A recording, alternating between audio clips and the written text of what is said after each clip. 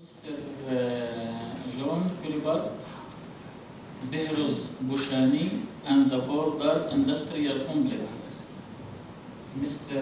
Culbert is a professor of French, English, and Anglophone literature at the University of British Columbia.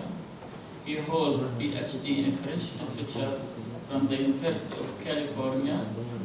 His current research focuses on travel, mobility, and the politics, migration, and asylum. Yes, welcome. So the response of northern countries to recent migration from the global south shows that sovereign states are increasingly employing forms of lawless power to evade their responsibility to human rights. In many ways, these responses are outgrowths of security state policies enacted in the post-9/11 era.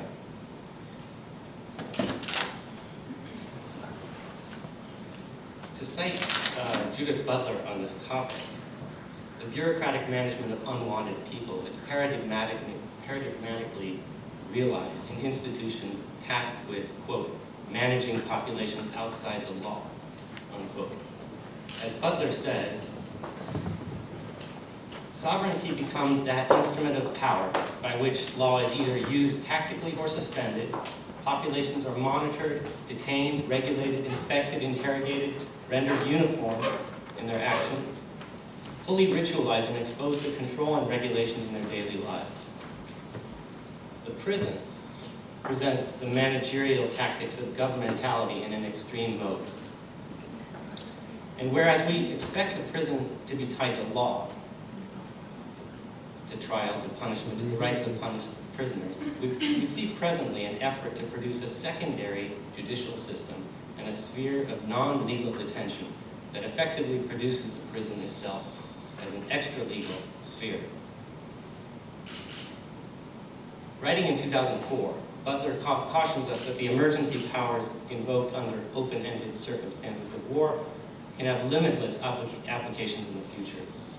Indeed, Butler says, quote, we seem to be witnessing the replication of a principle of sovereign state prerogative that knows no bounds. The formula is striking in light of subsequent developments. It can be argued that this boundless prerogative is particularly manifest in the control of migrant populations who increasingly confront borders that have no bounds, in the sense that they both defy geographical frontiers, are somewhat placeless, and are unconstrained by legal limitations. Harsha Walia's recent study, Border and Rule, helpfully illustrates that the border is mobile, extending both well into sovereign state territories and far beyond their geography.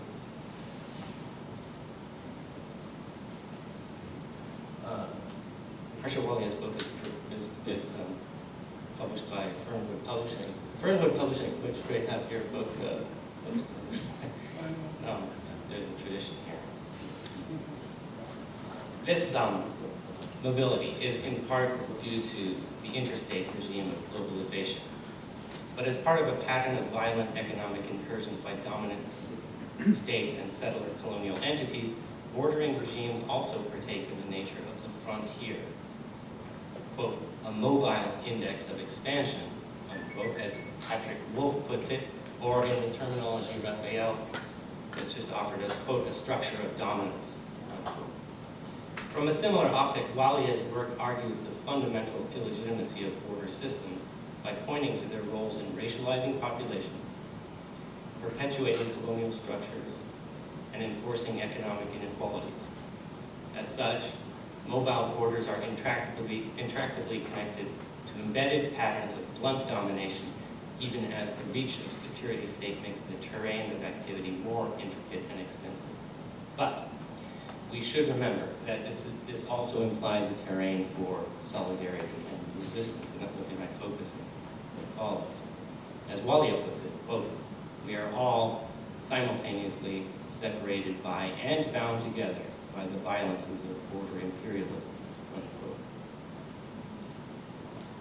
So I'm traveling somewhat to a distant locale here, but I think our place-based analysis can establish some basis for bridging concepts, bridging politics.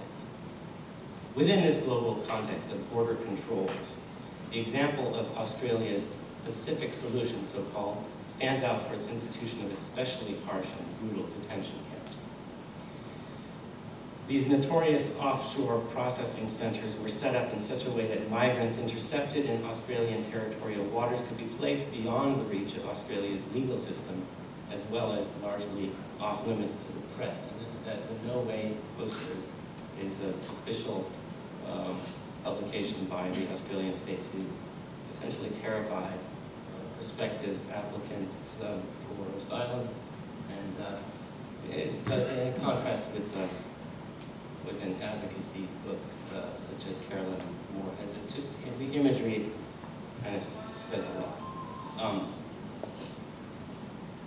Moreover, in a striking illustration of what Walia calls the mobile border, Carolyn Moorhead notes that Australian islands frequently used by smugglers were also legally excised from Australia to prevent asylum claims by migrants landing there. Moorhead observes that in doing so, quote, Australia had effectively, by a stroke of its pen, shrunk its borders, unquote. Such an act of willful self-diminution on the part of a settler colonial state might seem anomalous, but in enlisting its poorer neighbor countries in the detention system, bribing them, as Moorhead says, the Pacific Solution could also be said to be expanding its borders by exploiting long-standing colonial relationships and an underlying racial logic for extracting profit and adjudicating the relative value of human lives. And while the Pacific Solution constitutes a uniquely inhumane immigration policy, maybe not uniquely, but extremely, the offshore strategy of border control correlates quite neatly with the general logic of economic logic of outsourcing labor and environmental damage under globalization. And as such, in their extended reach beyond the territorial state, border security systems have come to constitute, quote, transnational corridors of expulsion that follow the trajectory of migrants in reverse. In July 2013, Kurdish-Iranian journalist Behrouz Boochani was intercepted along with 60 other asylum seekers who had set out for Australia by sea. The account of his subsequent detention, No Friend But the Mountains, provides a harrowing portrayal of Manus Island Regional Processing Center, which Boochani, refusing the state's euphemism, refers to simply as Manus Prison. Though exiled over 1,000 kilometers from Australia, the author also refutes the state's spatial rationale of banishment. Quote, this place is part of Australia's legacy and a central feature of its history, he insists. This place is Australia itself, unquote. I guess I should point out that the Manus prison is located in the, just above that hook of the north of Papua New Guinea, right above the BIS, at the Bisma of, whoops, I didn't want to zoom out, whoops. Can I go back? How do you return? Oops. I'm losing it. Okay. So there's the arc, the hook in Papua New Guinea, just above the Wisam, is Manus Island. Boochani's claim was vindicated when his book was awarded Australia's Victorian Prize for Literature, an extraordinary recognition for a work that was tapped out on a cell phone and translated from Farsi into English. And yet, when awarded the prize, Boochani remained confined on Manus and ultimately never gained Australian residency. To appreciate the unique contribution of the book to refugee politics, it is important to recognize its collective dimension while acknowledging the stylistic force of a project that Boochani explicitly intended to be literary. The book shows a sensitivity to the intimate workings of power that the author explores with a mixture of journalistic description, narrative drama, and passages of evocative poetry. For instance, in the opening scenes describing his near shipwreck en route to Australia, Boochani inquires into the political as manifested in the bodily comportments of his fellow passengers. Quote, "It's a mess," he observes. Bodies are twisted into one another. Even the more normal physical boundaries between families has fallen apart. Men lie in the arms of another's wife. Children lie in the chests and bellies of strangers. It seems they have all forgotten the shouts and insults of earlier, and all that energy spent establishing gender-based order. The sovereignty of the waves has collapsed the moral framework. Unquote. Boochani's book stands as a testimony that travel in our time is not marked by human mobility, but rather the reality of mass displacement and immobilizing encounters with limiting borders.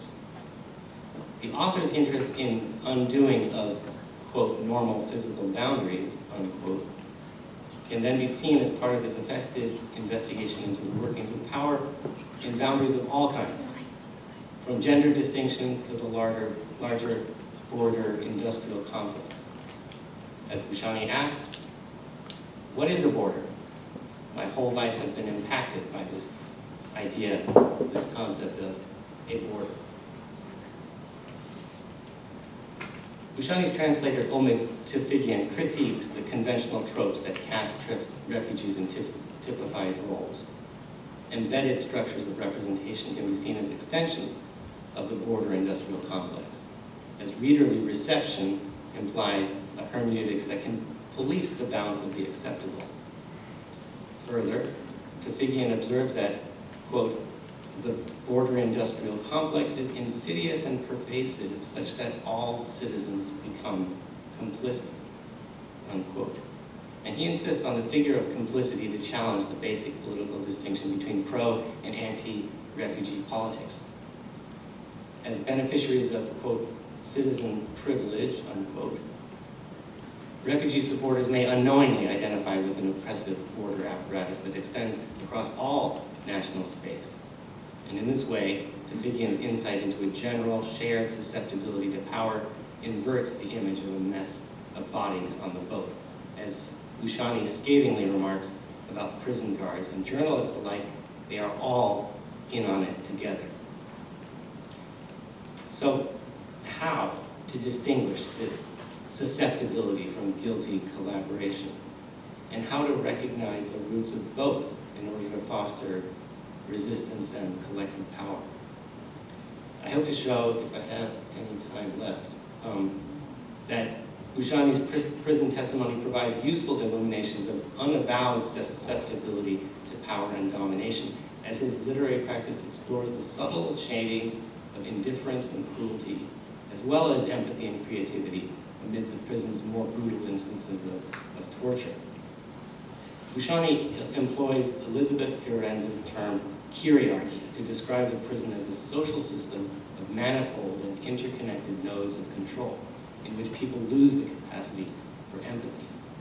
He is struck by the lack of compassion in a prison guard who witnesses a young prisoner's attempted suicide and lamely apologizes, quote, "Sorry, I can't understand you and this guy," unquote. Characteristically, Boochani tries to imagine the man's moral self-examination as he takes stock of his lack of sympathy, displaying in his own imaginative leap the very capacity lacking in the other. Importantly, however, this doesn't blunt Boochani's judgment of his jailers, which remains indomitable. Quote, "These people have no concern for others. A killer is a killer," unquote. But Boochani is more interested in people who occupy the ambiguous roles in the prison system, such as the native Papuans, who are employed as guards by the Australians, albeit in subordinate roles. And in an important scene in chapters 10, Boochani watches a standoff between a prisoner he names the Prophet and one of these guards, and he observes that the guard, quote, moves his arms in a way that seems as if he wants to hug the Prophet and cuff him, unquote. Boochani suggests that bodily acts of this sort may indicate promising flaws in the kyriarchal order, and the chapter as a whole dramatizes empathy as a motive force for self-discovery, political insight, and liberation. And I'll just briefly end with with this one quote. Okay. The chapter opens with the author suffering the intense pain of a toothache, yet drawn outside at night toward the sound of a fellow prisoner suffering. Quote, I have an overwhelming tendency to imagine myself in the same situation as the man who is moaning, Boochani says, and he goes so far as to imagine this feeling as a physical connection. My toothache begins to settle. Perhaps when the forces of two forms of affliction from two separate origins collide, one has to succumb to the impact and resistance. Maybe something like this has happened for me. My toothache is directly connected to interweaving nerves deeper than the core of my gums. And my affliction is facing off with the affliction of another, just a few meters away, and my toothache is forced to withdraw. Maybe we share the same feeling of affliction, one and the same substance. The affliction at the root of moaning, the affliction down there in the depths of the soul. In recent years, gender theorists have proposed that politics can be rethought on the basis of an avowal of shared vulnerability, and I think this is one aspect of what we see here.